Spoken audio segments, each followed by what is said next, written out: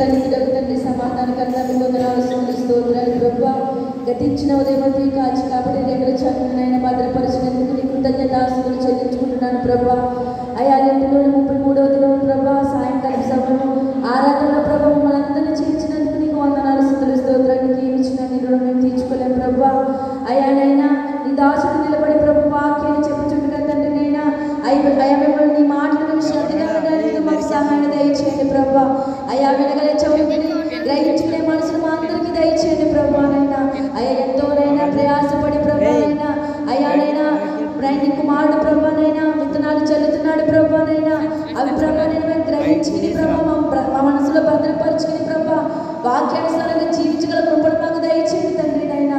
అయా నేను బుద్ధి లేని వారుగా కాకుండా ప్రభా బుద్ధి కలిగిన కన్యకల వల్ల ప్రభా మేము స్థితిలో నూనె పోసుకుని సిద్ధం కలిగినైనా అయా నీ రాకడ సమయంలో ప్రభా నీతో ఎత్తబడే వారిలో ఉండడానికి సహాయం దయచేయండి ప్రభా. అయా నైనా మాలో ఉన్న అనాలోచనను తీసివేయండి ప్రభా. అయా నీ మందిరంలో ఉన్నప్పుడు ప్రభా నిన్ను మాత్రమే ప్రభా మేము గుర్తెరగడానికి సహాయం దయచేయండి తండ్రి. అయా నీతో కూడిన ఆటపాటలు తీసివేయ తండ్రి నీకు వందనాలు ప్రభా.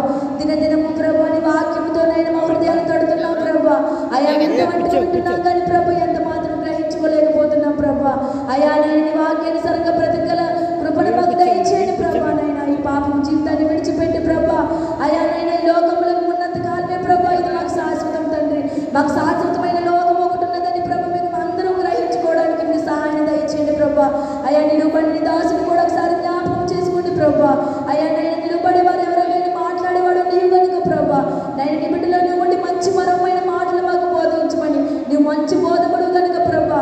అయ్యా నువ్వు మంచి గురువు కనుక ప్రభా నైనా మంచి బోధన మాకు నేర్పించమని నేను నీ దాసుని సిలువ చాటును మరుగుపరుచుకోమని కేవలం నీ నోటి పొరుగా వాడుకోమని నజరేయుడైన